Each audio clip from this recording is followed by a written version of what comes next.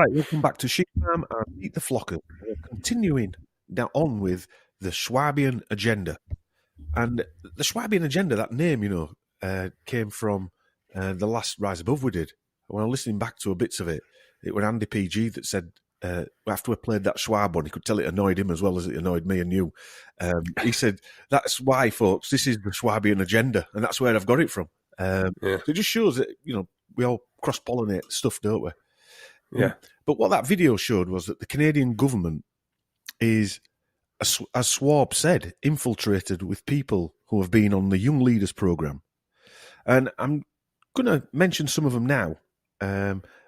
But with me tonight, as usual, is our Chris. Are you drinking tonight? Are you on a sober night?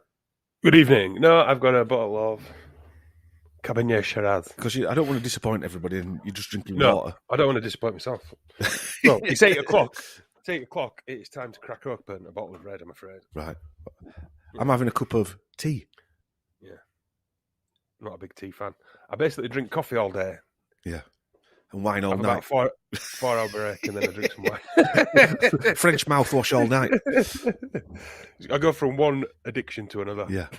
From coffee to witch piss. Yeah. And then moan I can't sleep. Yeah. You're wired and pissed. Yeah. There are several Canadian government ministers who were on the Young Leaders Programme. Obviously, Justin Trudeau as Prime Minister, Chrystia Freeland, Deputy Prime Minister and Finance Minister, Sean Fraser, he's the Minister of Immigration, Refugees and Citizenship, very handy, Francois-Philippe Champagne, he looked a bit of a character, Minister of Innovation, Alicia Goldberg, she's Assistant Deputy Prime Minister for Strategic Policy, Karina Gould, Minister of Families, Children and Social Development. Sounds very communist, that to me. Jagmeet Singh, Leader of Canada's New Democrats, and Rennie Maria Tremblay, Senior Counsel, Supreme Court of Canada. They were all on the Young Leaders Programme. And I think there's more. But when Schwab said 50%, he weren't lying. And I'm going to mention a few British MPs who were on the Young Leaders Council, but mainly we're going to talk about Chrystia, or Chrystia, whatever she's called, Freeland, Deputy Prime Minister, and we'll play that audio of her in a minute. We're going to start with the Young Global Leaders Class of 2005. We'll pick a few of these. There were 238 of them in attendance. And then we're going to do a deep dive on Freeland, who's Deputy Prime Minister and Minister of Finance. You might be quite interested in what I've dug up on her. I mean, just who are these flockers? There just seem to be loads of them about, don't they, Chris, at the minute? They are coming out of the woodwork. It's funny, actually. I was just thinking, Canadian politics hadn't really come on anyone's... not up until recently. Radar. Not until that radar. That's what I was going to say, and not until that blockade, as she calls it, Yeah. and the trucker thing, and because that wasn't Trudeau's been bandied around quite a lot. Yeah. But before that, you didn't really pay any attention to Canadian stuff, did you? No, I didn't. No. I think we're paying more attention to most things that are going around the world, especially people like us. I think we're paying more attention to every nation to see what they're doing, aren't we, as well? Well, funnily enough, it used to be America and Europe. They're all following that same script, aren't they? Literally at the same time, everyone did exactly the same thing. I think she's the one that you called on, if I remember rightly, on Rise Above, a twat. Yeah, there's that word again. Yeah. I watched that video again just earlier on and made my blood boil again, didn't you? Yeah. How you can stand there and say, like I said before, they always have to mention democracy, don't they? How can you say that when you're talking about locking people's bank accounts? Well, I mean, the democracy we think it is, or we're being sold, isn't actually what the word means. So if you think about, we live in a belief system, and the very word belief means that you don't know. You're handing over ownership of something you don't know to someone who's telling you they're an expert in it. then freedom is the same thing. It's a belief. Yeah. So freedom, every time there's a law made, it isn't freedom anymore. And democracy is the same thing. It's a belief in freedom. That's what democracy is. So it's whatever freedom means. Now, I heard Master Lee talking about, and he came up with a really good, not an idea, but an explanation, I suppose, that we can never have real freedom because there'll be too many people basically taking the piss out of it. And also, real freedom, if you think about it, is the freedom to do absolutely anything. If you wanted to run around with your jockeys down, with an axe in your hand, running around the park, that's freedom. Yeah? And so you can't have that type of thing in a society because people will take the piss. Yeah, but real freedom is, and I think that's the meaning of... But real freedom's satanic, Chris. So the very thing, when you think about it, that's freedom. Really is a free for all, isn't it? You know, it's anything goes. Yeah. But then if you take it into the human law, which should be you shouldn't do anything that yes, exactly, else. Yeah. But and that's what we're born with that instinct. We're born with that. I mean, I've got a 3-year-old, 4-year-old now. We're born with that instinct, aren't we? Because you see it in kids. You know, they can be destructive little guys, but then they get to a certain age, and regardless of what you've they know when they've upset. All they want to do is help people. Yeah. Yeah, they want to start to want to help, but they'll push the boundaries. But deep down, they, you know, they're good beings, aren't they? Well, I was thinking about what do we say about that video of her and many other videos that have been played over the last 2 years of these cretins. And I suppose because she's from a different country, you can look at it through different eyes. It's not somebody you've sort of seen all the time. She reminds me of that Australian elf woman that was saying, you know, you should. I forget where she was now, but anyway, and that Dan Andrews, they're very similar characters. Yeah. He went on the Young Leaders thing as well, did Dan Andrews? Oh God, he's creepy. Yeah, but she's as creepy as him, and we've got our creepy a lot, but they're just as creepy. And she looks like, and I'll call him a grey alien. Don't shoot me down, anybody. But the explanation of a grey alien is it's some sort of biological robot. Right, and whatever that means, right, that's what the part that I want, and that's what these people look like to me. Like they've been programmed to do a certain thing, and no matter what the consequences are to other people, they will follow it through regardless. Like automatons. Well, thinking about what Jonathan said, he said they'd all gone. Yeah. These dummies or robot or whatever the hell they are left behind. I mean, I know reaching a little bit, but who knows? Yeah, who knows? Yeah. Maybe they're bloody, I don't know. Bizarre. I mean, and then you take into account those Biden fake videos that were obviously done on the green screen. Yeah. What the hell's going on there? The one where his ear looked like it could be, like he'd literally got a Mission Impossible mask on. Yeah. So what are we dealing with?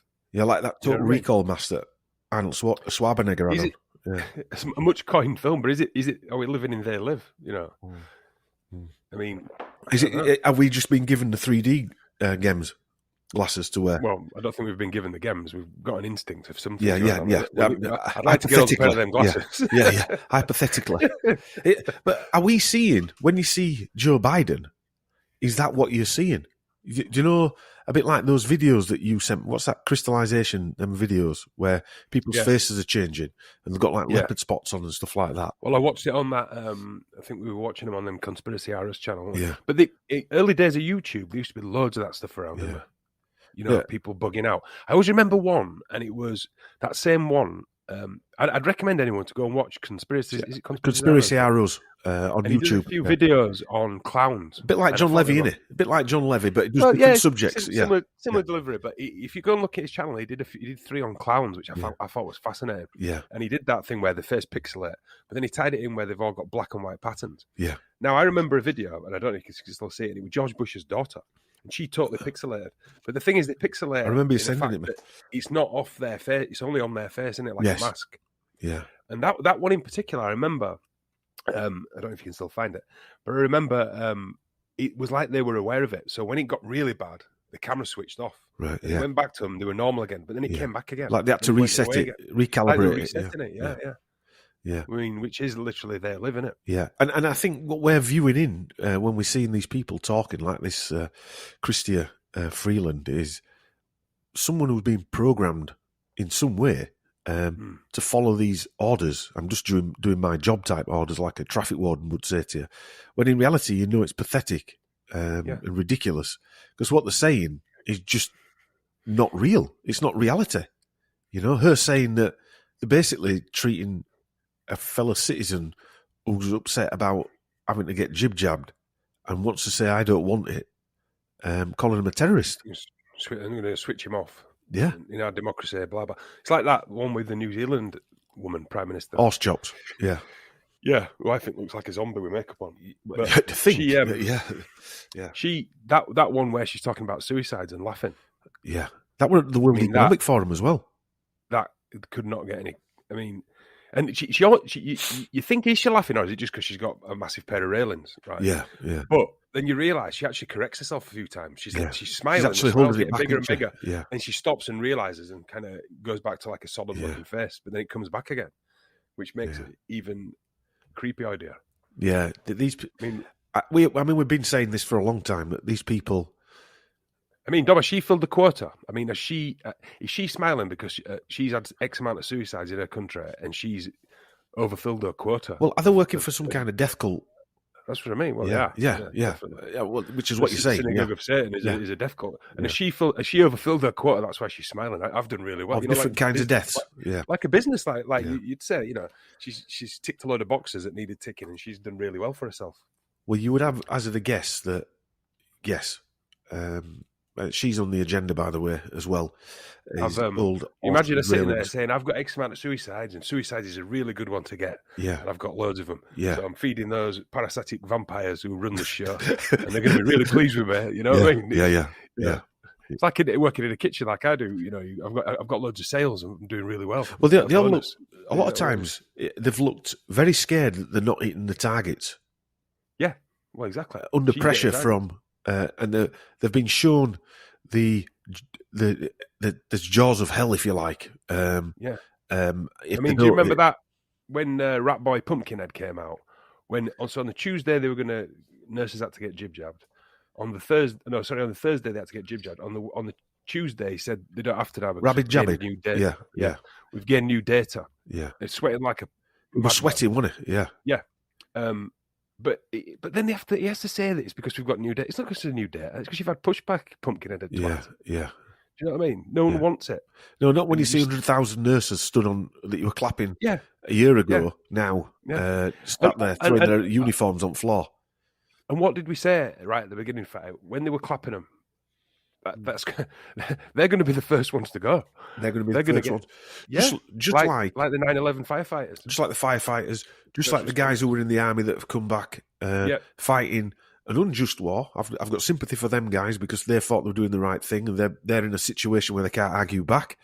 So they come back then with like Gulf War sickness and things like that, or they've been injured, and they're just ignored. Totally ignored. Oh, apart from Prince Harry Hewitt does a games for him. Invicta Games, that's nice. That's nice. Imagine sitting there when you've been maimed and looking at that ginger twat telling you that Don't you feel sorry for him though, Chris? We're all in it together. Yeah, sure you are. Of course you are. In your armoured helicopter that got near anything. Probably have 6 SAS helicopters round it. Yeah, we're all in it together, Harry. Yeah. I do feel sorry for him. Because he had to run off to America because his stupid vampire mum didn't like him or whatever bullshit. His grandma, stupid vampire grandma. Oh, poor Harry. Poor Prince Harry. Had to move to America and live in a mansion there instead of over here. But again, that old bollocks was literally rebranding the royal family like they do all the time. They rebrand them and try and keep them relevant. It's like every generation they rebrand. Him marrying a black divorcee woman or a mixed race divorcee woman in America is clearly for our time. Fits that mould. Yeah, of course it does. Yeah, it just needs to turn into a tranny now and then it'll be tick tick tick, won't it? Tick tick tick.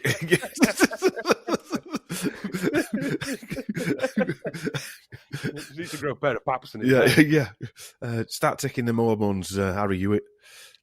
Anyway, we'll crack on. I'm going to play that video just to annoy everybody else as well because we've just had to go through it. But it'll be an audio on a podcast, I suppose. It's only on for about a minute and a half anyway. Find it. Yeah. On Monday, Cabinet invoked the Emergencies Act to restore public order. Information is now being shared by law enforcement with Canada's financial institutions. financial service providers have already taken action based on that information. The emergency measures we put in place are being used, they are having an impact, and they will have a growing impact in the days to come. Since Monday's announcement, I've spoken directly with the heads of our major banks and with the director of FinTrack. My cabinet colleagues and I are meeting regularly, very regularly, including with the commissioner of the RCMP, to discuss next steps. Our absolute priority is ending these illegal blockades and occupation. It gives me no pleasure to impose any of these measures. In fact, we do so with great sorrow. But do not doubt our determination to act, to defend our democracy, to defend our economy, and to restore peace, order, and good government. So let me repeat what I said on Monday. If your truck is being used in these protests, your corporate accounts will be frozen. The insurance on your vehicle will be suspended. The consequences are real, and they will bite. It is time for you to go home. And let me also be clear that we will have zero tolerance for the establishment of new blockades or occupations. Okay, so Chrystia Freeland attended the Young Global Leaders class of 2005. And I'm going to go through some people that were attending that year with her. And you might be quite surprised. There were 238 attendees or selected attendees at this. Right. So also attending was, right name this, Ali Babakan, a Turkish politician who visited 8 Bilderberger meetings from 2003 to 2013. You might have heard of this guy, Labour MP Ed Balls. He wasn't a footballer. He became a senior fellow at Harvard University, the Kennedy School. He's a British broadcaster, writer, economist, professor, and former politician who served as Secretary of State for Children, Schools and Family. Very apt. Ball's father is zoologist Michael Balls, and he studied zoology at Oxford University. He also taught at Eton for a bit, and he is emeritus professor at Nottingham. That's where Van Tampon is professor. Right. His brother, Andrew Balls, is PIMCO's Chief Investment Officer for Global Fixed Income. He also graduated from Oxford, obviously, and Harvard Kennedy School. PIMCO, Pacific Investment Management Company, LLC, is an American investment management firm focusing on active fixed income management worldwide. PIMCO is one of the largest investment management companies, actively managing more than $2.21 trillion in assets for central banks, sovereign wealth funds, pension funds, corporations, foundations, endowments, and individual investors around the world. It has employed several ex-Federal Reserve chairmen as advisors, from Alan Greenspan and Dr. Ben Bernanke. In 2000, PIMCO was acquired by Allianz SE, a large global financial services company based in Munich, Germany. But the firm continues to operate as an autonomous subsidiary. My research concluded that Allianz is as an organisation and through its corporate officers voluntarily partnered with the Nazi regime and the Third Reich, starting as early as the 1930s and continuing all the way through the war to the collapse of the Third Reich. Nice company. His wife, Ed Balls' wife, Yvette Cooper, another Labour MP, also attended the Young Global Leaders twice, actually, in 2001 and in 2005. And she worked for Bill Clinton in 1992. In February 2013, she was assessed as one of the 100 most powerful women in the UK by Woman's Hour on BBC Radio 4. They always go tunes into that, don't they? Yeah. It was powerful women. But there's a few of them powerful women on this list, Chris. For some reason, they just love that. In 2007, Ed Balls and his wife, Yvette Cooper, were accused by Liberal Democrat Norman Baker of breaking the spirit of the Commons rules. You wouldn't want to do that, would you, really? Not with all them lying bastards there. By using MPs' allowances to help pay for a £655,000 home in North London. They bring that up every now and again, don't they? They always crop up with that thing, don't they? Yeah. What they do is, the smart gits, they have a cheaper house up north, they buy one in London and say that's their main house. So that's where they can claim. Yeah. Just watch it shoot up in Valley or whatever. Somebody else who was there was a guy called Mark Benioff, founder and chairman and CEO of Salesforce. Now, you probably haven't heard of Salesforce, Chris, but we used it in one of the businesses that set up. It's basically a CRM platform that manages all your customers and their accounts and stuff like that. And it's an enterprise cloud computing company, very central companies in the COVID deep event. So it was really involved in the COVID nonsense. It was bought for. I haven't got this mixed up here. He has a net worth of $7.8 billion as of May 2020. And Salesforce is an American-based cloud software company headquarters in San Francisco. It provides customer relationship management, CRM, services, and also provides enterprise applications focused on customer service, marketing, and automation, analytics, and application development. It's got a revenue of $21.25 billion and assets of $66 billion. It is valued at $196.34 billion. Jeez. It's a big organisation, is that? One of the other guys that was on the 2005 Young Global Leaders meeting is Sergey Brin, who founded Google along with Larry Page, who we'll come on to in a bit. And he was born to Russian Jewish parents. One thing I found strange about Brin's story was, in 1977, after his father returned from a mathematics conference in Warsaw, Poland, Mikhail Brin announced that it was time for the family to emigrate, just like that. So he's living in Russia, yeah? And he just announced that he's going to emigrate in the middle of Cold War. To where? Well, here we go. They formally applied for their exit visa in September 1978. And as a result, his father was promptly fired. Promptly. Right. You know, because that's what they did in Cold War Russia. They promptly fired you if you wanted to go to West and you denounced everything in Russia. Apparently, when they shot you, according to what... Or thrown you in Siberia, something like that. Yeah. In May 1979, they were granted their official visas and were allowed to leave the country. Right. Brin began his graduate study in computer science at Stanford University. Remember us mentioning Stanford in the Rishi Sunak? On a graduate fellowship from the National Science Foundation. Brin married biotech analyst and entrepreneur Anne Wozicki, and she was the founder of 23andMe to provide the general public access to their genetic information, Chris. That's nice of her. Yeah. Remember, we did one of them, didn't we? You did one of them, didn't you? No, I didn't. You did. I did, yeah. I'll come on to that in a minute.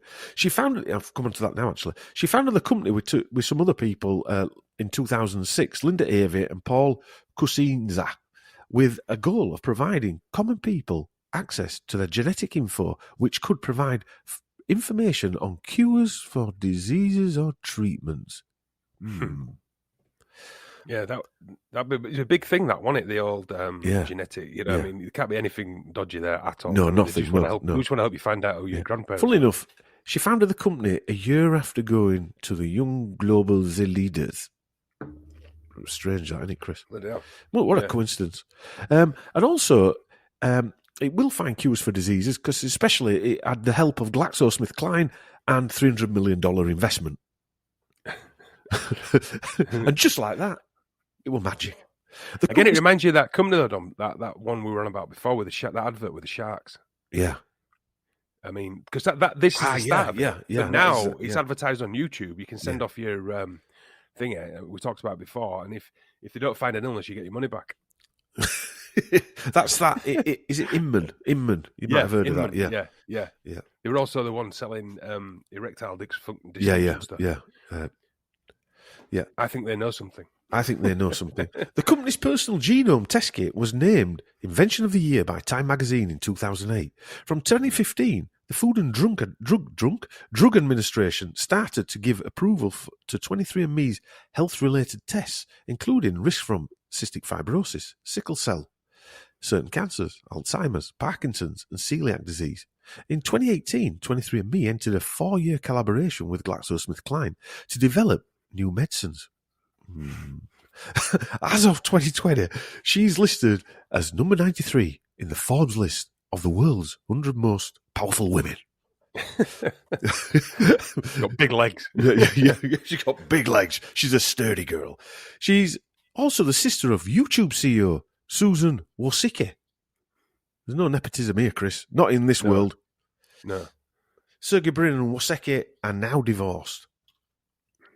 I don't think he should. And he gives you.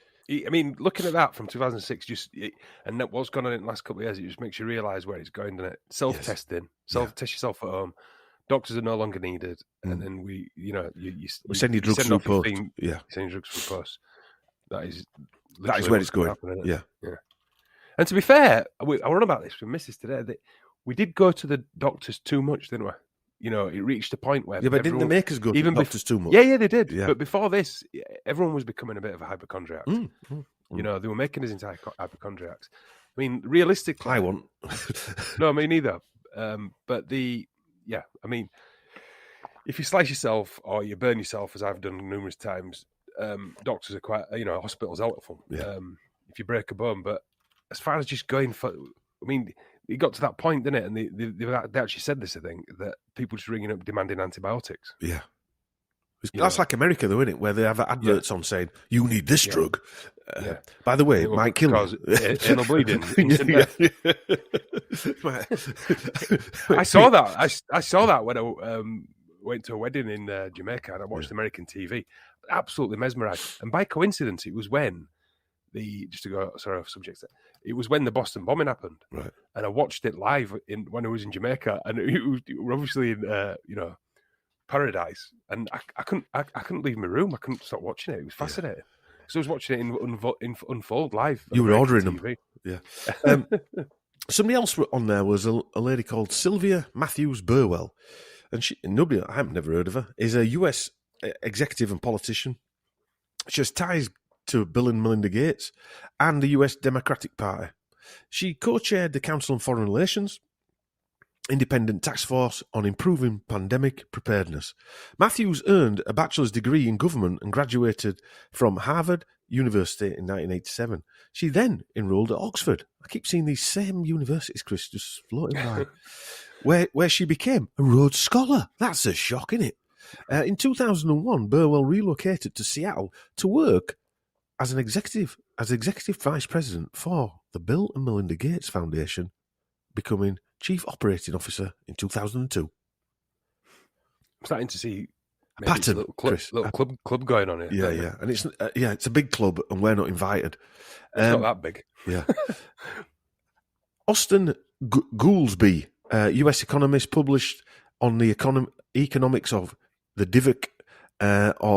He's a fan of heavy DIVC spending. The number one rule, he says, of virus economics is that you stop the virus before you can do anything about the economics. Virus economics. Virus economics. And when you think about it, right, that's what they've done. They threw a shitload of money in, got people clapping, got them running around filling Pfizer's pockets with 34 extra billion. And all the friends. And all the friends, yada, yada, yada. And now we're paying for it because fuel's gone up ridiculously. Everything's going up. And they're causing that, and then they distract us with that political argument. Should we have done this at this time? Should we have spent this much money at this time? Bull. And then we've got the standing Russian leader, who's obviously not the same person from 15 years ago. Anyway. So you'd be interested in this lady, Melody Hobson, president and CEO of Ariel Investments and wife of filmmaker George Lucas. All right. Bloody hell. Hobson served on the board of many organisations, including chairwoman of Starbucks. and formerly the Estee Lauder Companies Incorporated. She's the former chairwoman of DreamWorks. She is the former chairwoman of DreamWorks at Hobson, serves on, I've said DreamWorks once, Hobson serves on the board of many organisations, including JP Morgan Chase & Co., the Chicago Public Education Fund, the Lucas Museum of Narrative Art, and the Sundance Institute. Hobson graduated from the St. Ignatius College Prep School in Chicago in 1987. The St. Ignatius College Prep is a selective private coeducational Jesuit college. Yeah. She also went to Princeton in 1991. At Princeton, Hobson was a member of the Cottage Club, which is a private dining club, a bit like the Bullingdon Boys. Yeah. Melanie Hobson was indicted as a laureate into the Lincoln Academy of Illinois and awarded the Order of Lincoln, the state's highest honour. Hillary Clinton also has this honour. As of 2020, she's listed as number 94 in the Forbes list of the world's 100 most powerful women. That's mad, isn't it? That she's married to old Georgia Lucas. She's quite a lot younger than him. Right. Yeah.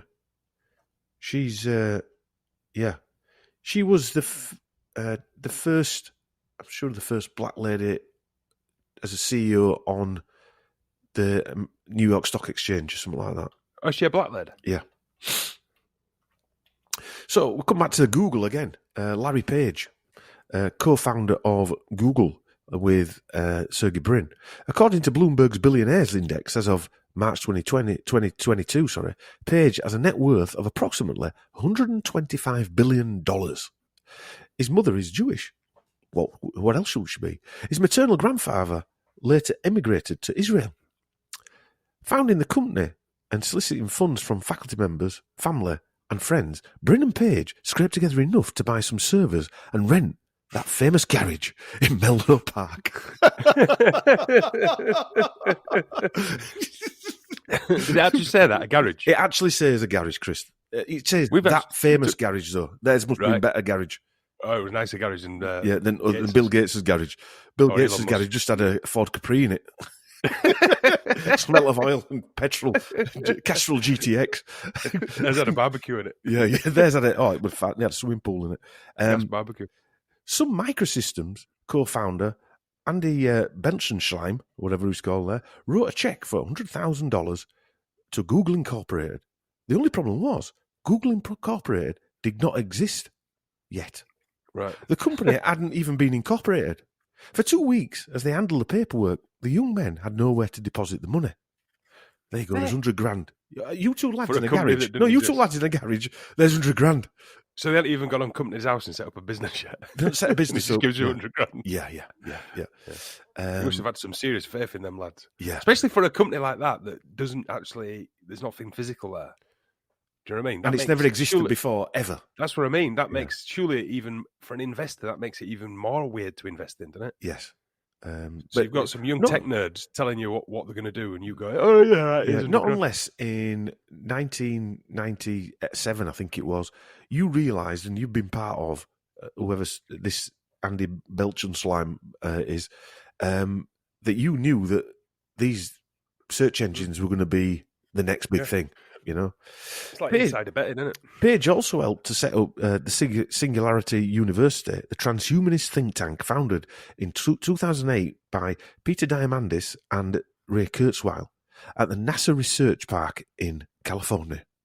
The company has also been mired in controversy since its founding, facing allegations of sexual assault, embezzlement, and discrimination.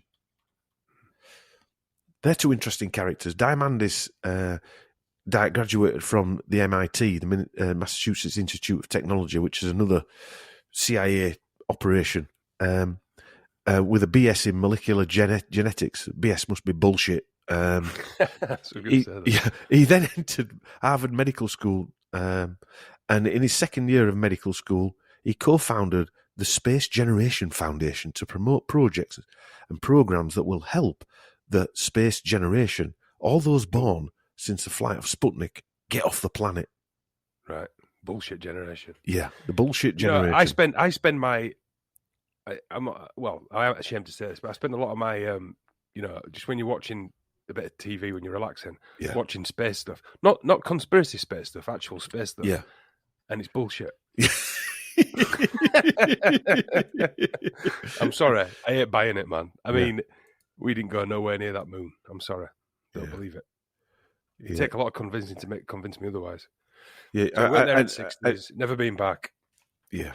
Can you just imagine? Lost the blueprints. Right? Lost the blueprints. Can you just on a? I mean, I told my missus about the Nixon phone call on that giant plastic phone. I might have mentioned this before, but that was a real phone, Chris. Yeah, but that convinced her that it was bull. You know, when it just takes one thing to make. And she went, "What?"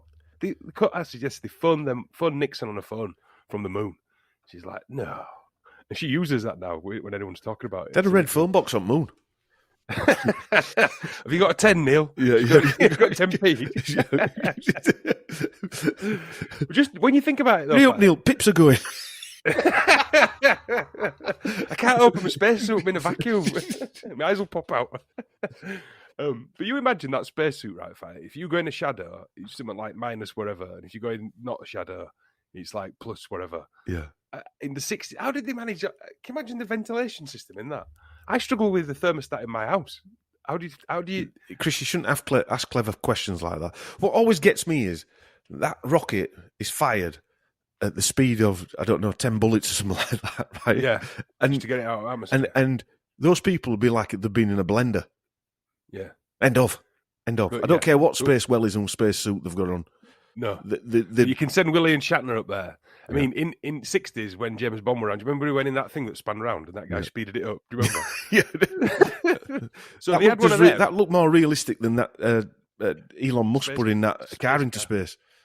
No, but just... So that thing existed, I'm guessing, to spin someone around so they get used to G-forces, right? Yeah. You're telling me William Shatner went in that at 90 years old? Tomato soup. Yeah. That's all there'd be. There'd be no bones left at all. Just that false wig he's got. That wig he's got on, and his false teeth, his implants. That'd be all surviving. Yeah. That Ray Kurzweil is a scary guy. I've got a video of him on sheepfarm.co.uk. People ought to watch it. I don't know that much about him. I know he's a futurist. Yeah. You hear his name bandied around quite a lot, but I don't know. I won't pretend I know that much about him. He's involved in some strange fields, though. Some of the stuff that's happening now, all the AI stuff, and he came up with the word transhumanism, didn't he? I think so, yeah. And he's testified before Congress on the subject of nanotechnology, advocating that nanotechnology has the potential to solve serious global problems such as poverty, disease, and climate change. Right. When did he say that? I'm guessing that's years ago. Well, I don't know when he said that, but is that, I mean, they're spraying that in the atmosphere for climate change? Is that what that means? Climate change. Poverty and disease. So anyway, is that when they're jabbing people, they're injecting? Does that mean they're not going to have to eat that as much because the robots? I don't know. In February 2009, Kurzweil, in collaboration with Google and NASA Research Center, announced the creation of the Singularity University Training Center for corporate executives and government officials. That sounds like a programming place to me. Singularity is a hypothetical point in time at which technological growth becomes uncontrollable and irreversible, resulting in the unforeseeable changes to human civilization. Why wouldn't anybody think that that's quite dangerous? Yeah. Oh, that's it. He came up with the word singularity, I think. Right. Yeah, I think so. So Google are known as Alphabet on the New York Stock Exchange, and they've got revenues of just short $260 billion last year. And they've got assets of $360 billion and they're a value of $1.77 trillion. Yeah, I mean, I bet they've got no clout in any kind of politics whatsoever, don't you? No, especially seeing that it's probably a CIA operation. And it started at Stanford like all the other good CIA operations do. Yeah. So I'll try and flick through these because we're already 40 minutes in. And Governor Gavin Newsom, he's a US politician. He's got those eyes as well, Chris. He was the one telling people in California to stay indoors, and then he was seen having it in a restaurant with a private party, getting hammered with his family at a birthday. But apparently, after he had one of the jabs, he declared decreed mandatory jabs for school children in 2021. But he got the rooster booster, and it sounds like he got that GBS, that Guillain-Barré syndrome, neurological disorder that can paralyze the face, because he disappeared from public, from the public view. Apparently, he went to Mexico for stem cell treatment. Now, whether that's true or not, I don't know. So it adds another little notch to the story, doesn't it? Really, when you think he's up there and he has it, and it's affected him. These it people don't care, though, do they? Don't give a shit. Yeah, they don't care. Even if you're in, it doesn't matter, because again, it's that pit of snakes, isn't it? He's got a delusion that he's in. Yes. Maybe he did something wrong. Maybe he did something they didn't like. But so Samantha Power, she were a young leader. She were an ambassador to the UN for 5 years, appointed a US aid administrator in 2021, announced the Global Jib Jab Access Project. There were Nathaniel Rothschild, or Nat Rothschild, the only son and heir to the title of Barone Rothschild, held by his father, Jacob Rothschild. He's the chairman of Volex PLC, a UK-listed manufacturer. He has a wide range of international business interests, and he's also dual citizenship with Montenegro, strange place. Rothschild has an interest in various property developments in Montenegro, Romania, and Ukraine. Mikhail Saakashvili, I didn't do bad there, is a Georgian and Ukrainian politician made president of Georgia in 2008. He was also governor of Ukraine's Odessa Oblast. During his presidency, a video was taken inside Tbilisi prison, Gladane number 8, showing prisoners being beaten and sodomized, was released to the public. He's also suspected of being in a CIA asset. Right. So these are all the people that Chrystia Freeland was on this, or the type of people that she was on. Another one, a Turkish guy, Ferit Şenek, is the richest person in Turkey. He's worth around $2.5 billion, owns his own bank that was sold to General Electric for $1.6 billion. He attended that, and he's got relatives that are from Uzbekistan, Azerbaijan, and the Crimea, which again is what's in the news. And then we had that woman. Can you remember that woman who were on the mic saying, when we're all CEOs of companies and leaders of countries, we won't be able to say this type of stuff? Yeah. Well, Mabel, she's called Mabel van Orange. She's a Dutch. She's Dutch. Sorry, she's like a fixer. She's got a mad CV. Starting her adult life with a relationship with a drug lord called Klaas Brunisma, who was the main drug lord in the 1970s and 80s. His main drug of export was hashish. She became a leader in the networks created by billionaire George Soros, like the European Council on Foreign Relations and the Open Society Foundations. She then married Prince Friso of Orange-Nassau, thus becoming sister-in-law to King Willem Alexander of the Netherlands. Friso died in a skiing accident. Yeah, right. She seems like she's part of the Dutch intelligence as well, because former BVD employee Frits Hoekstra claimed that she was an agent. Right. So these are the type of people from different backgrounds, some that are out in front, politics, some that are behind the scenes.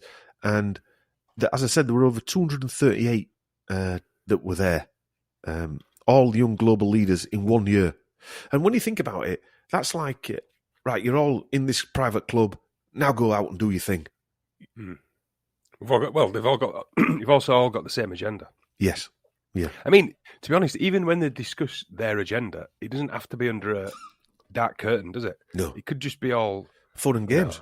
Cappuccinos and there you go. Croissants and whatever, we're going for lunch and all that. The agenda's just eased in there, and then they all go away knowing exactly where they are. Well, they probably don't see the agenda, Chris.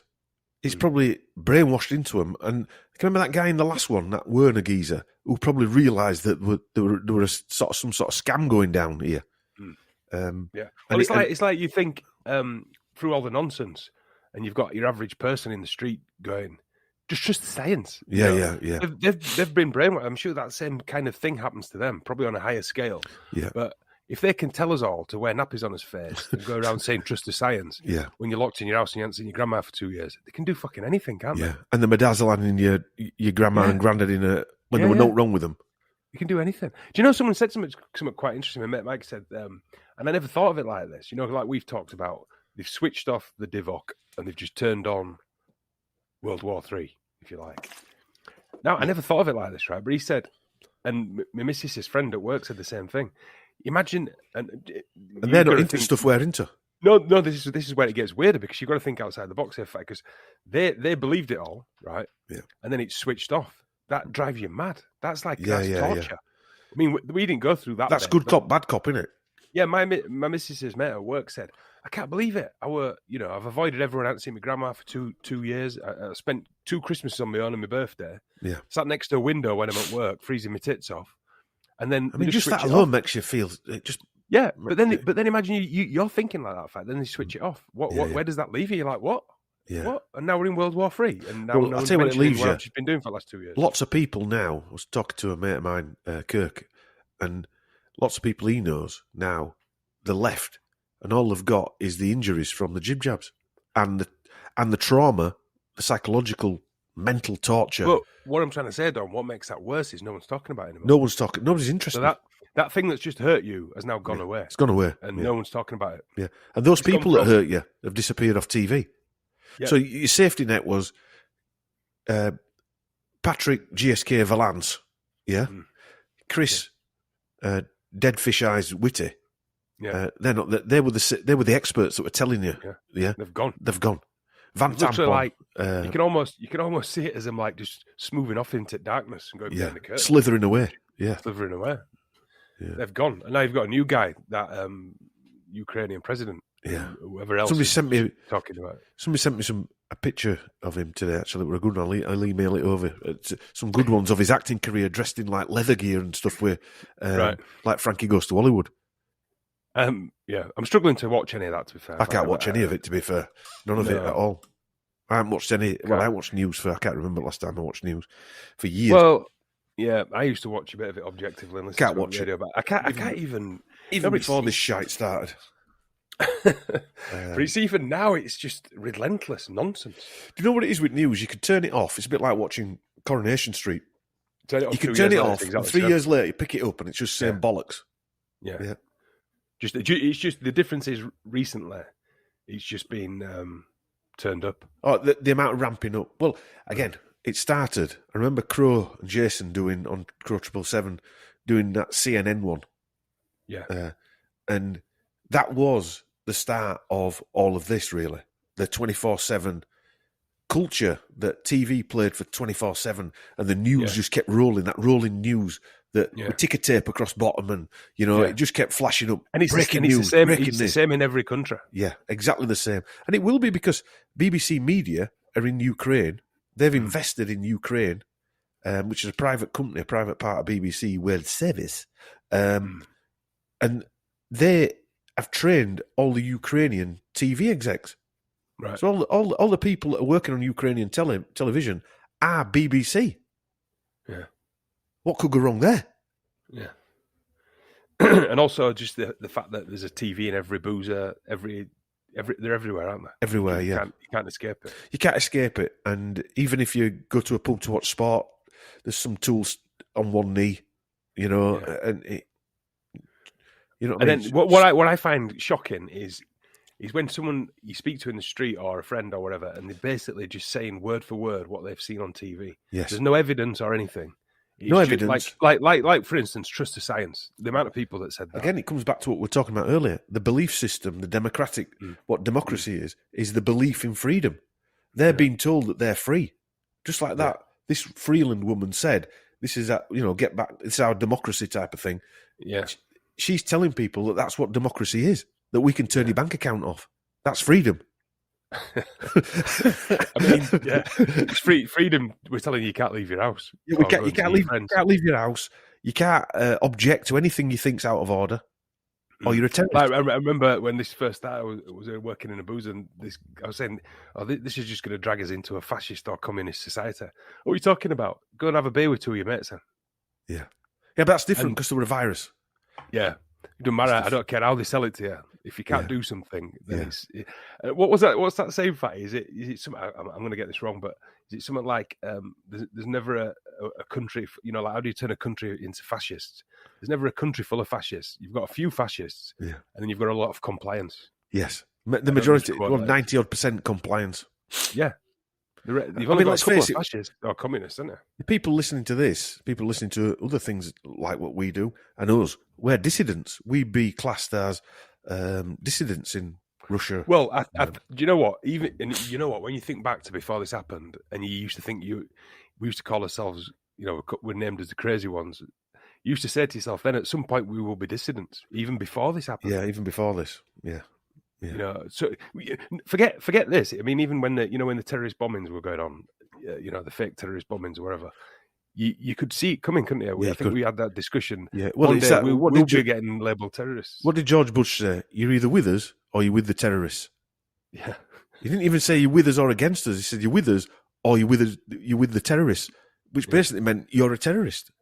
Yeah, if you disagreed with him, because look at these buildings here. If you question them buildings coming down, then you're a terrorist. You're a nutter. Yeah. But anyway, so let's get back to her, because it's a good conversation, that to be honest with you. But let's get back to this wench, Chrystia Freeland. Freeland bears all the hallmarks of a psychotic: no compassion, morals. She's happy to lie as well, and mainly she has absolutely zero empathy for any fellow human. She also allows all the hallmarks, or shows all the hallmarks of someone who's been programmed, and someone who is a deep state operative for the intelligence services.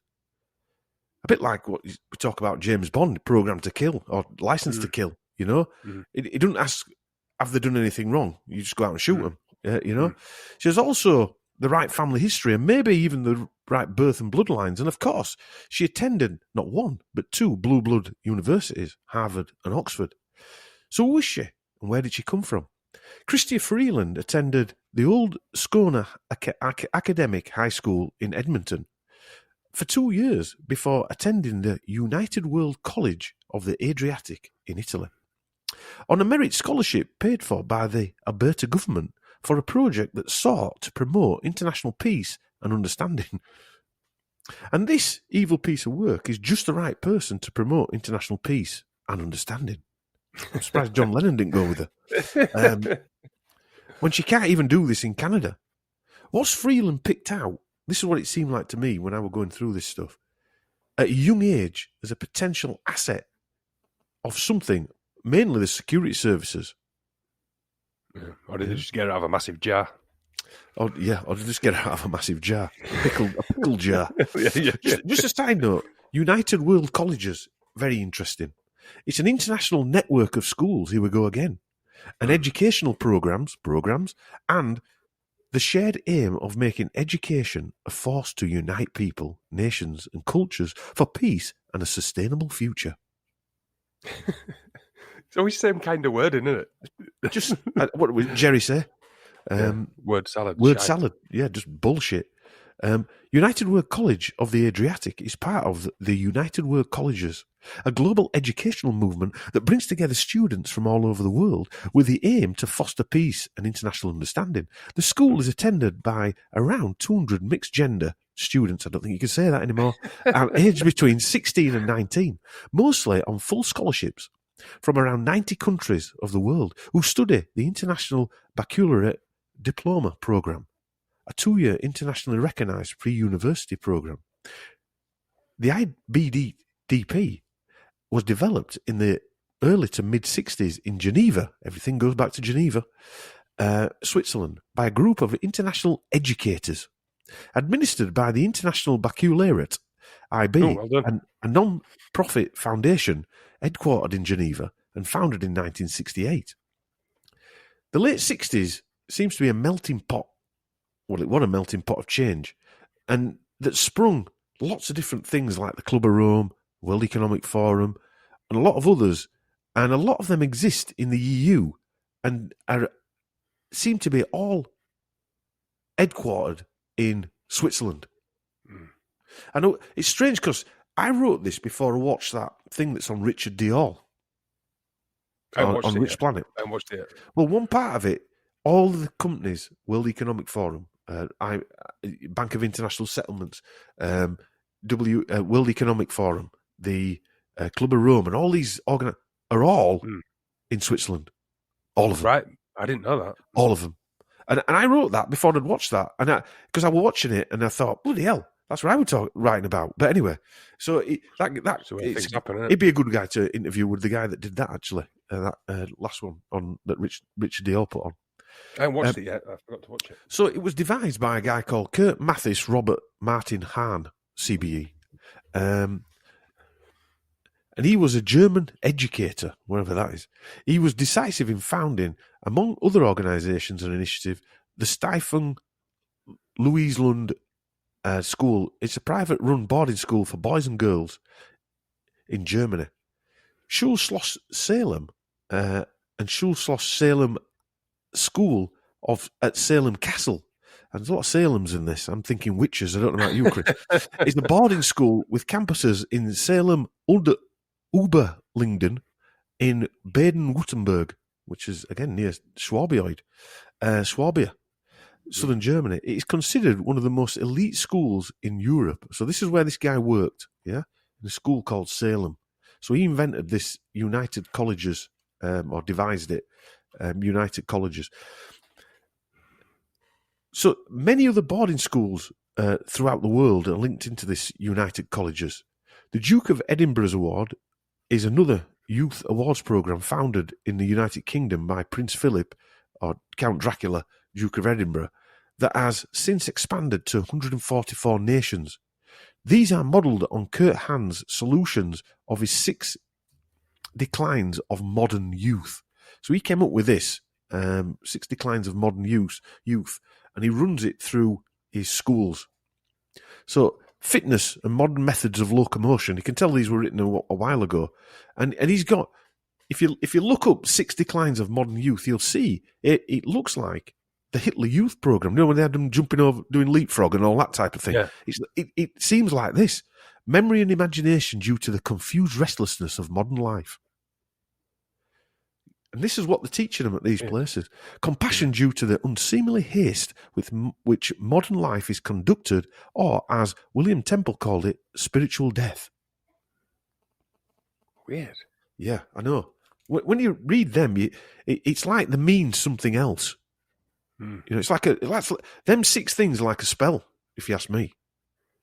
Duke, is that's still going on in the Duke of Edinburgh? Yeah, that's still going on. Yeah. Is that where you see kids walking through woods and stuff? Doing the Duke but I think a lot of these things, right, are benign. I think 99% of whoever goes on these things just go on with life. Yeah, don't become elite lunatics that are running around trying to conquer everybody.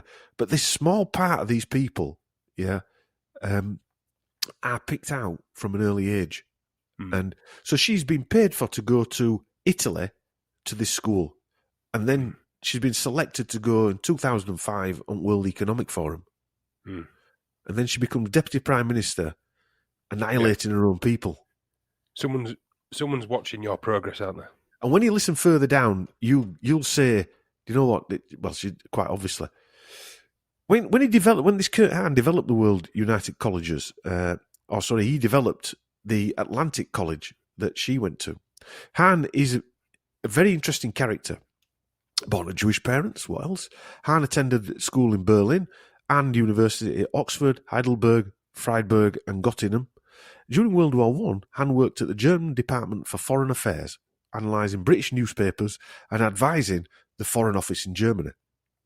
He had been private secretary to Prince Max von Baden, the last Imperial Chancellor of Germany. And in 1919, he was part of the delegation to the Paris Peace Conference in 1919, where he witnessed the Treaty of Versailles. Being raised Jewish, he was an outspoken critic of the Nazi Party, and he was arrested and jailed. After an appeal by the British Prime Minister, Ramsay MacDonald, Han was released in July 1933, and he was forced to leave Germany and move to Great Britain. So you've got a school teacher who divides schools, and this is going back to 1933, we're not in the 60s yet. He gets arrested, and the British Prime Minister speaks to Hitler, I presume, and gets him released. Yeah, how does that work? Yeah. I'm going to ask the obvious question. Why was this man so special to warrant the Prime Minister to ask for his release? And also, why did they do it? Yeah, and why did they do it? Since 1995, the current president of the World College is Queen Noor of Jordan. Former South African president, Nelson Mandela, was always, I can't say Nelson Mandela. Private joke. Yeah, I've got to say Nelson Mandela was also president, and he was joint president with Queen Noor. Former United World College presidents are Lord Louis Mountbatten, who was president from 1968 to 1977. You trust him to look after your kids, wouldn't you? What did Lord Louis Mountbatten have you doing? Leapfrog. Without the frog. Oh, no, but Mountbatten's lovely Charles Dance plays him in The Crown. Yeah.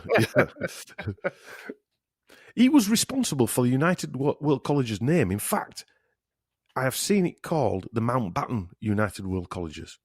As well as its expansion into movement with schools across the world, it remained one of his proudest achievements in his retirement. During his tenure, UWC expanded to Singapore in 1971 and Canada in 1974. He also oversaw the establishment of the national committees which would help the UWC select students from countries around the world and build communities of compassion and diversity. On 20th of August 2019, files became public showing that the FBI knew in the 1940s that Mountbatten was an alleged homosexual and paedophile. That's quite a long time, isn't it, to know? And then to allow him to run the schools. Not just allow him to run it, he was the head of loads of schools. And contains a claim by American author Elizabeth Baroness Dices that Mountbatten was known to be homosexual and had a perversion for young boys. Former residents of the Kincora Boys' Home in Belfast have asserted that they were trafficked to Mountbatten at Classiebawn Castle, his residence in Mullaghmore, County Sligo. If you remember, Chris, in the Be Liar presentation we did, a man called Sir Samuel Knox Cunningham, 1st Baron, was sent to the Royal Belfast Academical Institution and then on to Fettes College in Edinburgh, where Blair went. Yeah? And he used to sit on his knee, or he used to talk to him one-to-one. He consoled him or something. No, yeah, he had talked to him about business. Military intelligence, the RUC, and victims named Cunningham as a pedo and identified his close links to the sex offender ring at Kincora Boys' Home. But MI5 deny this. Aren't they meant to lie? And then Jimmy Savile's mate Prince Charles was president from 1978 to 1995. Justin Trudeau also attended United World College, which was part of the International Baccalaureate. He attended the college Jean de Brébeuf, previously the Jesuit French language educational institution, offering secondary school and college level instruction in Quebec. We've got some good coming up on Justin Trudeau, let me tell you. Yeah. So back on track. Sorry for the deviation there, but Chrystia Freeland bears all the hallmarks of a psychotic controller. She will follow orders. She's a member of the Privy Council. She was born in 1968. She's a Canadian politician, serving as the 10th and current Deputy Prime Minister of Canada since 2019, and she's the Minister of Finance since 2020. Born in Peace River, Alberta, Freeland completed a bachelor's degree at Harvard, studying Russian history and literature before earning a master's degree in Slavonic studies from Oxford. Already, I'm seeing intelligence services. She began a career in journalism, working in editorial positions at the Financial Times, the Globe, and Mail, and Reuters, becoming managing director of Reuters. Freeland is the author of Sale of the Century, about Russia's journey from communist state rule to capitalism, and Plurocrats, the rise of the global super-rich and the fall of everyone else in 2012. Plurocrats was the winner of the 2013 Lionel Geber Prize for Non-Fiction Reporting on Foreign Affairs. It also won the 2013 National Book Award for the most outstanding Canadian business-related book. Freeland was selected to the House of Commons following a 2013 by-election, and she was appointed to the cabinet in 2015. Freeland was described in 2019 as one of the most influential cabinet ministers of Trudeau's premiership. Her father, Donald Freeland, was a farmer and lawyer and a member of the Liberal Party, and her mother, Halnia Komiak, was also a lawyer and ran for the New Democratic Party. Her mother, Halnia Komiak, was a German Ukrainian. Right. Yeah. In the late 80s, probably 87 to 88, during her time at Harvard, she visited, this is Freeland, the old Soviet Union as an exchange student to study Ukrainian, although she was already fluent in the language. How weird. Yeah, which again begs the question, was she a security asset? I'm seeing ticking boxes here. Just odd, actually. I mean, studying Russian and Ukraine, Well, let's look at her age here, Chris, right? Late 80s, Cold War. Yeah. She can speak fluent Ukrainian and Russian and probably German, right? That would have been flagged, because how many people would have spoken Ukrainian and Russian in the mid-80s in an English-speaking country? They might be similar languages, though. Are they similar languages? No, I want all right, let's just say she can speak Russian, right? I don't care if it's Ukrainian. But what I'm trying to say is she can speak, I think the first language in Ukraine is Russian. Right. Yeah, but it's slightly different dialect, possibly. I don't know. Anyway, but she would be flagged. Yeah. While there in Russia or in the USSR, she attracted the attention of the KGB, which triggered her with the code name Frida. She also attracted the attention of Soviet newspapers, who attacked her as a foreigner meddling in their internal affairs over her contacts with the Ukrainian activists. The KGB placed Freeland under surveillance and tapped her phone calls, and documented her delivering money, video and audio recording equipment and personal computers to contacts in Ukraine. She used a diplomat at the Canadian embassy in Moscow to send material abroad in a secret diplomatic pouch. She worked with the foreign journalists on stories about life in the Soviet Union and organised marches and rallies to attract attention and support from Western countries. Right. So why didn't they kick her out? Well, I'm starting to think maybe she was... She was definitely some kind of secret service. She's CIA, isn't she? Let's face it. She's either CIA or MI6. Or whatever. Yeah, or whatever. Yeah, all of the above.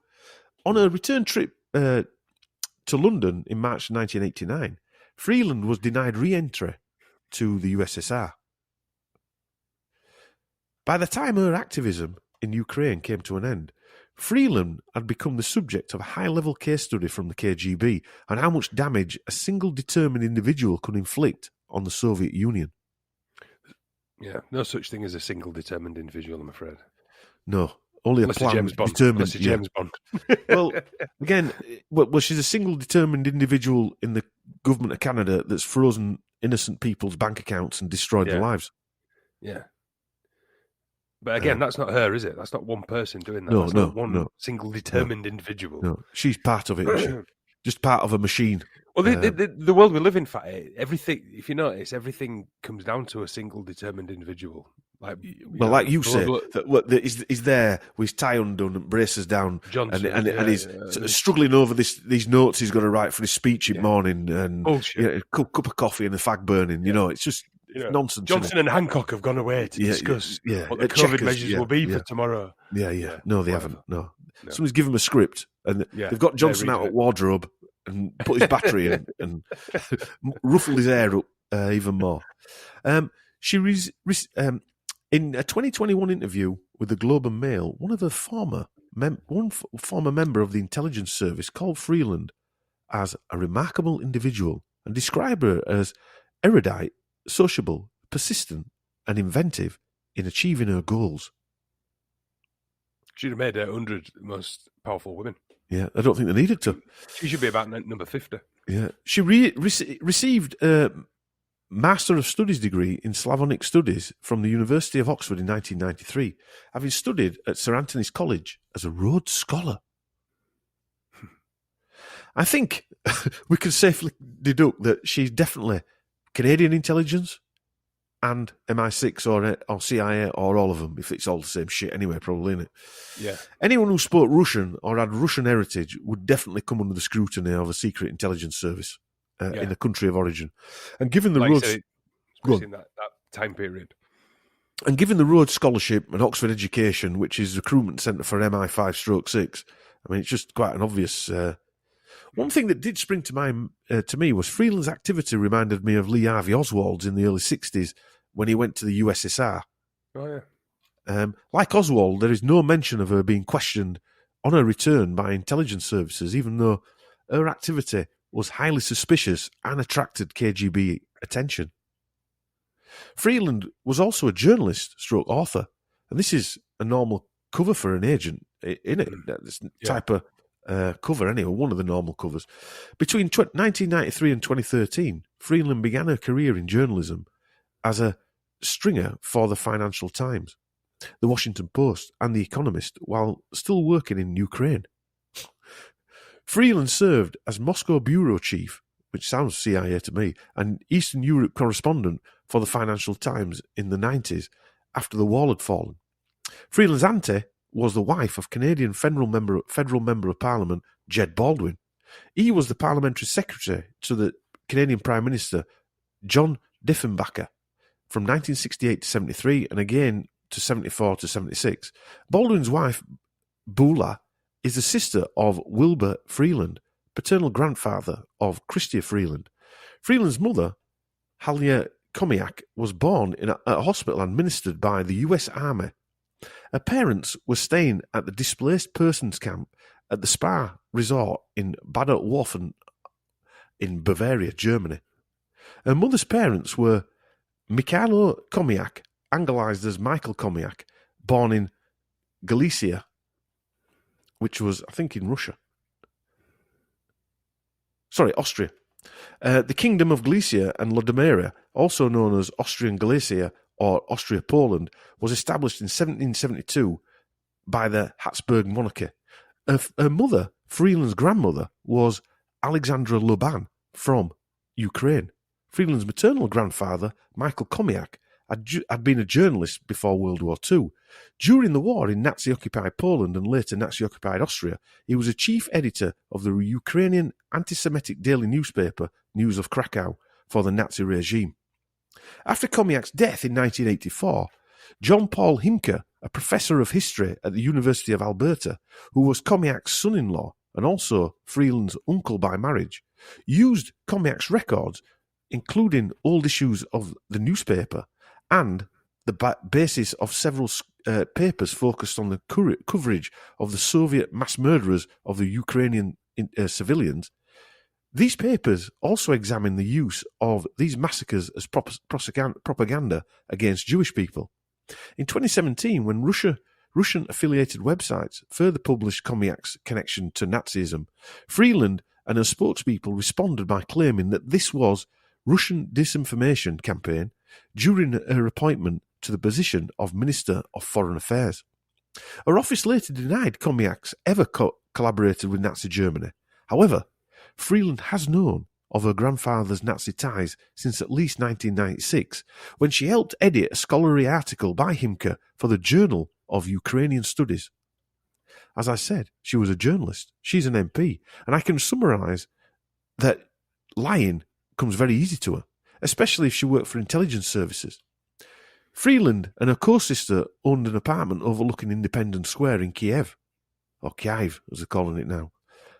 She speaks Ukrainian at home with her children. She also speaks English, Russian, Italian and French. How coincidental is it that we have a WEF secret intelligence sleeper in the Canadian government right at the same time, issuing orders out that are like the old Russian Cold War countries and Nazi regime, as soon as the new normal or the normal nonsense started in 2020.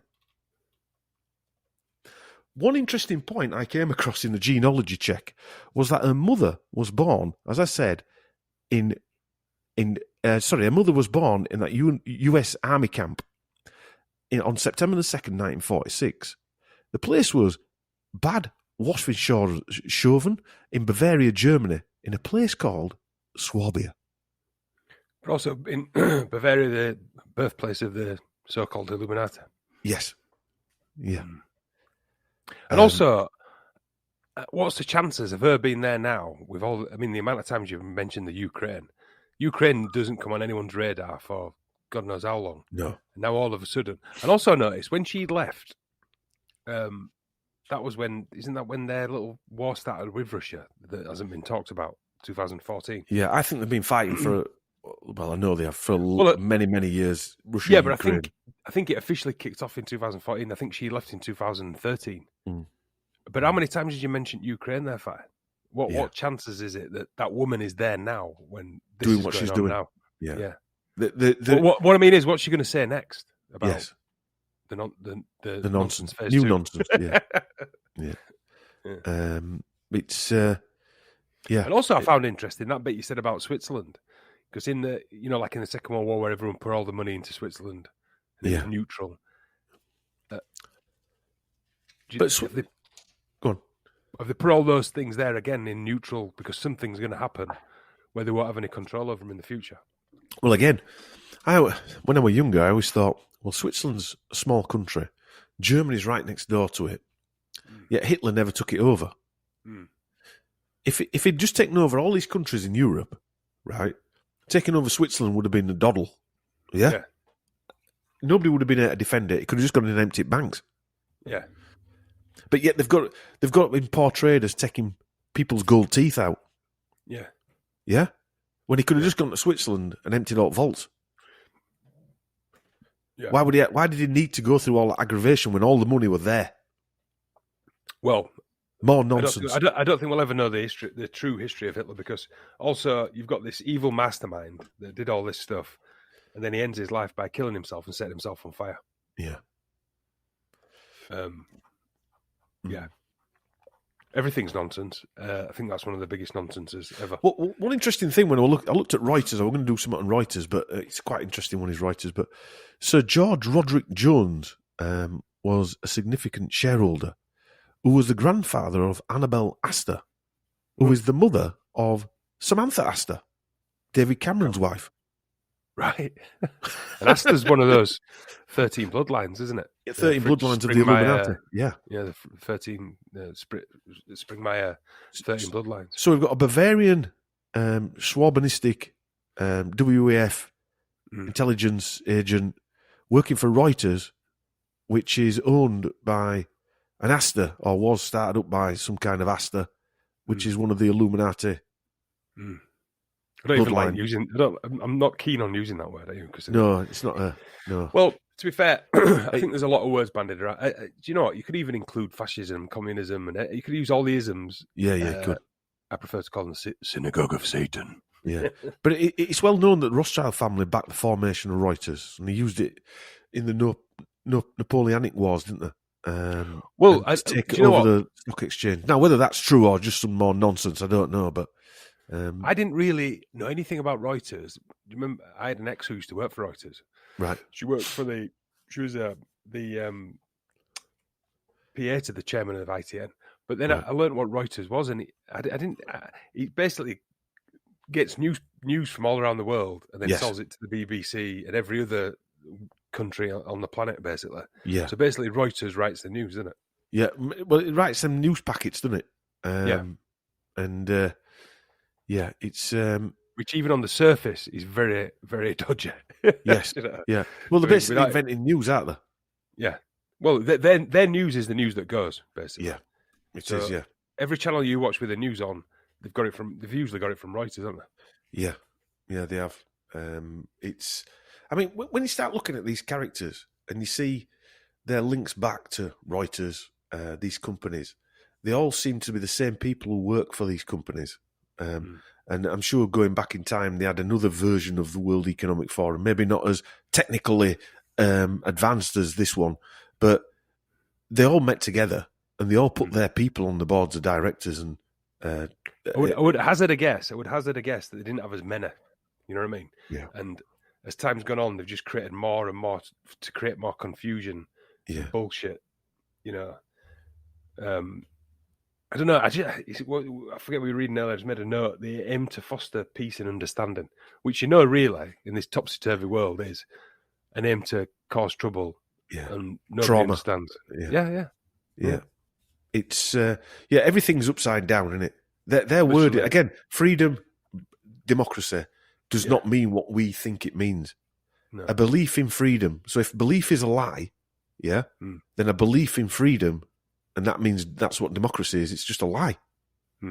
Whatever we're being told that democracy means, and it's got demon in the word. Well, is it even free domination? Who knows? Yeah. In fact, you're called domination. Yeah. All you've ever done is try and dominate me. Yeah, but you're your younger brother, and you deserve dead arming.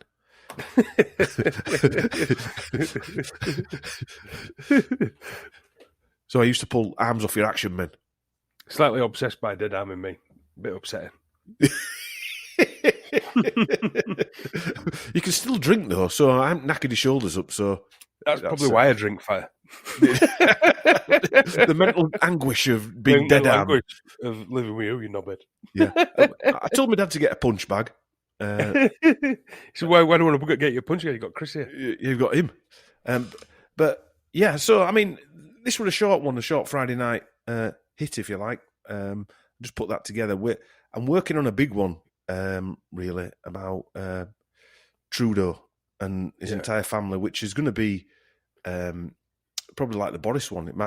I reckon it'll be definitely in 2 parts. I think it'll be 3. Really, I would think, just on what you've told me, Trudeau's more of an embedded family than Johnson. Yes. You take Stanley Johnson, he looks like a new guy on the block, doesn't he? He's got no real history beyond him. No, you know what I mean? No. There's no real history of the fame, if you like. That bloodline there is a classic. Like Trudeau's an old family, a raw bloodline. Same with Blair and all these other ones. They're sort of, they're linked to the royals and all that, but they're the bastard bloodlines. Yeah, the young bloods trying to fight their way up, trying to climb that greasy ladder. Yeah, and Trudeau. Do you know? He reminds me of Trudeau. I was thinking this today. And I looked at some pictures of him, and you look at him. I saw a picture of him at the World Economic Forum, and I think I put it was on the last video. This is going to be a podcast, but it's not on this. And he's sat there with his legs crossed. He's got some odd-looking socks on. I think they might be yellow or red anyway. And he looked like American Psycho. Right. Slick back hair. Oh, he does, smile. He does look like him, doesn't he? Yeah. Looked like American Psycho. And I saw a picture when he was at his dad's funeral. He had a red hanky in his hand. And they were pointing out that were a bit strange, but he does look like American Psycho. Yeah. Did you post that video on there of Trudeau when he's on about his dad's funeral? That eulogy, I posted it on the old, the one that's we just sort of turned back on. Well, that's interesting, isn't it? Yeah, it had quite a few thousand views. Did that? It was an interesting one. Well, I'm sure we'll discuss that in the. We're going to discuss it in depth that video because I think that's an important one to discuss, along with a lot of other ones I've dug up of his childhood, his background, because you can see there's something behind him. A bit like Blair. Reminds me of a mix of Blair and Johnson. Blair with a bit more clout, I'd say.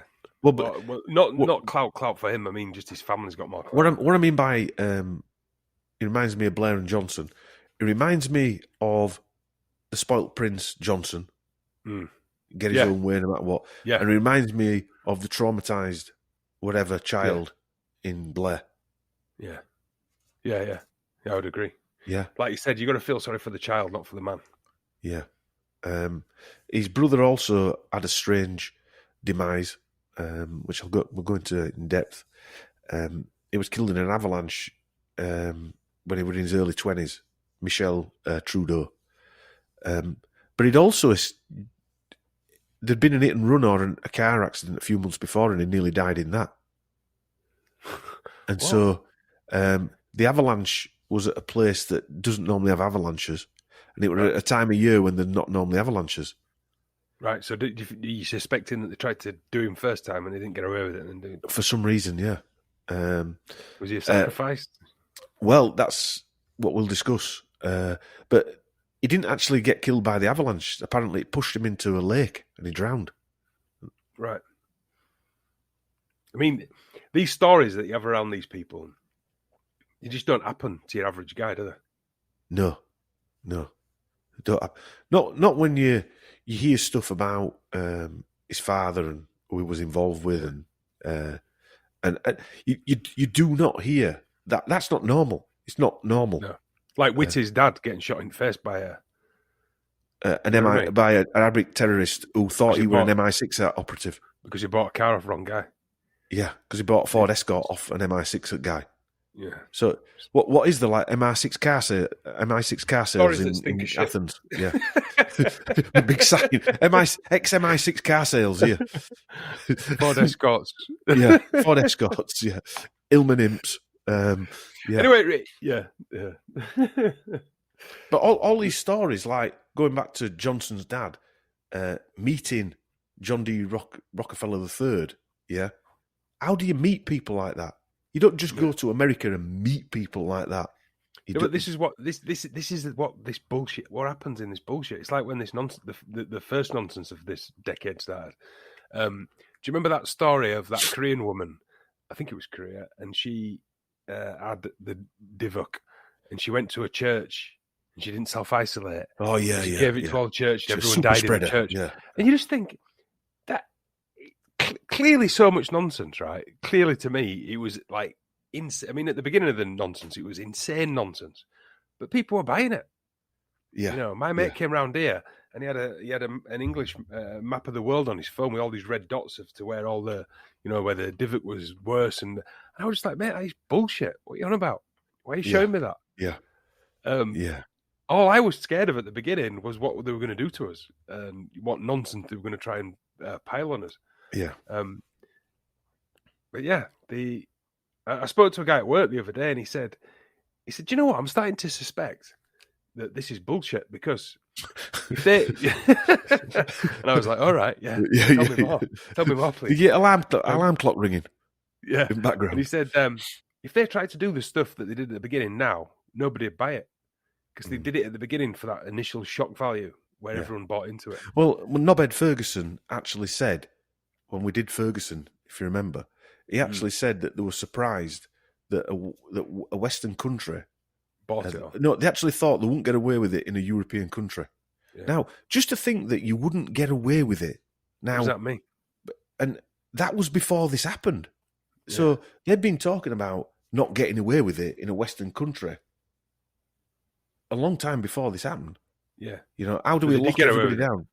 But he said as soon as they saw it happening in Italy, they knew that they'd try it over here. Which makes you think that they got greedy and they pushed forward too fast. Yeah, I think. Or do you know what? Sometimes they'll fight, right? You know, like you're thinking about this Russian thing, Ukraine thing, and you think maybe he's doing this, and then you just think, you know what? Step back a minute. It's all bollocks. Well, the pictures you can see, I put some pictures together, and I've seen somebody sent me some pictures together of Putin, and I know we change as we age, right? Yeah. But that ain't the same person. No. Just like the picture of Joe Biden with that weird thing in his ear and stuff isn't Joe Biden. It's not even that he looks different. It's not even that he looks different. He's giving off a different aura. He feels different. Doesn't he?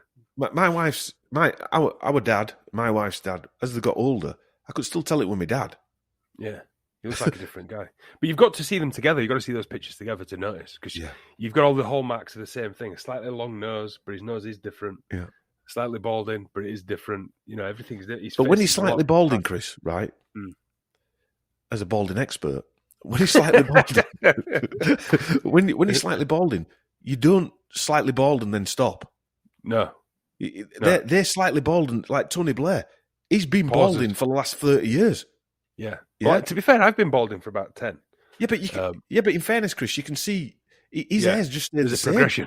Yeah, there's a progression. In fact, I think Blair's gained some, to be fair. Yeah, probably has. On his teeth. Along with his teeth and his fucking witch ears. yeah, along with his Gollum ears. Yeah. Point of the Gollum ears, yeah. Yeah, but you can... I mean, to me, Biden's one of these people, right, who is... He's the ultimate puppet. I can't even call him a puppet because he's not even there. No. Right, but also, that has got to be a piss take. I don't understand. Piss take on how fucking stupid we are. Sorry. I can't understand how anybody with a brain cell can not work out that guy can't even pull his zip up. Yeah, but it is. But also, it's got to be. It has to be a piss take. It's got to be a piss take of humanity, of us. You know, if you believe that guy is running the most powerful country on the planet, you're fucking mental. I'm sorry. Yeah. I mean, George Bush weren't running that powerful country. No. And Obama, right? At least Obama could string a sentence together. Yeah. Yeah. And even Trump could, you know. But Clinton even then, could. though, Fatty, was Bush just pretending to be that thick? Who knows? Was he an actor on a level of that? I heard someone say that he's the only president who's got more intelligence since he left office. Yeah. You know, who knows? Who knows what this is what I mean. Because occasionally I'm like, oh, but you know, for instance, Putin helped stop the war in Syria. And, you know, you get involved and then you just think, hang on a minute, step back.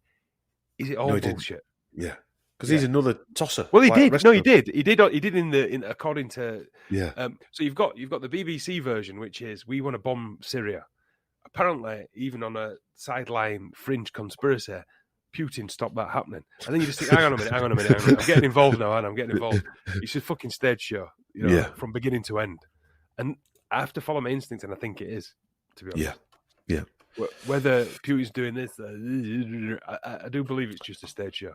And I think whatever agenda they want involves Putin protecting Syria and then doing his whatever he's doing and blah, blah, blah. I would hazard a guess it's all bullshit. Yeah. But sadly, as usual, normal people are getting caught up in the middle of it. Mm. Yeah. Fighting with the family. Fighting with the families over here. Maybe there is people getting blown up over there. We'll never know. We will never know. But one thing that will happen is that normal people will be getting traumatized, and if not killed. And I mean, you imagine now if you're a child at home, right? When I was working, I saw a woman with 2 kids masked up, right? Even when you don't have to wear them. Yeah. And you imagine if you're a kid in a family who still believes in the masks, right? Yeah. And then World War III is about to happen. Yeah. You imagine them listening into their parents' conversation. Yeah. Bricking. Now that kid is traumatized. Yeah. You know, and how do you can't stop that, can you? They're going to carry that up to their teenage years. But they don't care. The whole thing is the Monsters Inc. fear-backed energy drain, isn't it?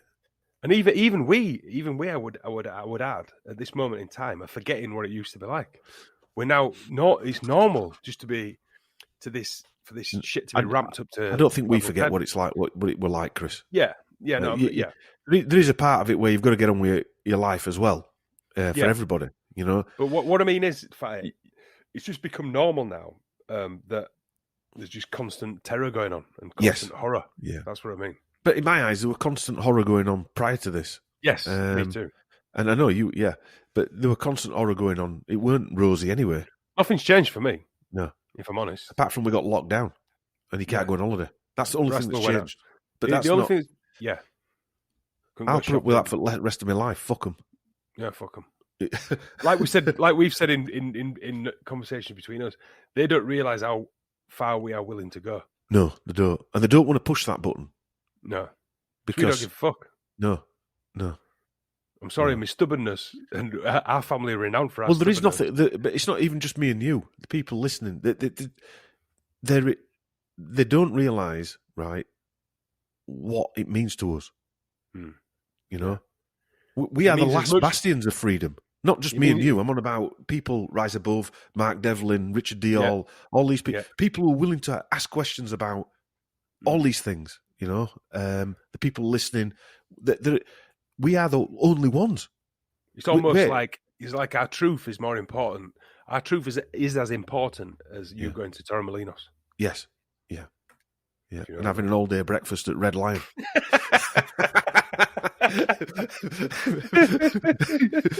On Torremolinos High Street. In Turkey. In Turkey, yeah. Where you get fucking mixed peppers on your breakfast. Yeah. You get full English. Can I have I had a full English. Full English with courgettes and peppers on it. Makes me cringe, that, to be honest with you. Yeah. Full English. Yeah. That is... well, that's about it for tonight. Got a bit of mint sauce here, Fatty. We did a bit of everything, really. But I knew it would, because it weren't a long one. That were a filler. Yeah. I started writing about Chrystia Freeland and Trudeau, thinking, that'll make one good show, doing a bit of them and doing a bit of them. And Trudeau's gone, he's gone gaga. Thanks, Lorraine, by the way. Lorraine, I thought I'd finished Trudeau, right? I thought, that's a nice little package. Then Lorraine sent me a load of stuff over as well. And she's as mental as I am. So don't say finish him off, because that gets weird. Yeah, I'm not finishing Trudeau off. No. Not when I think he's American Psycho.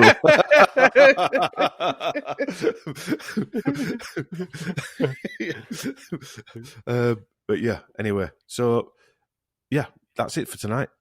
Thanks for tuning in. We'll see you next time. Cheers. Bye.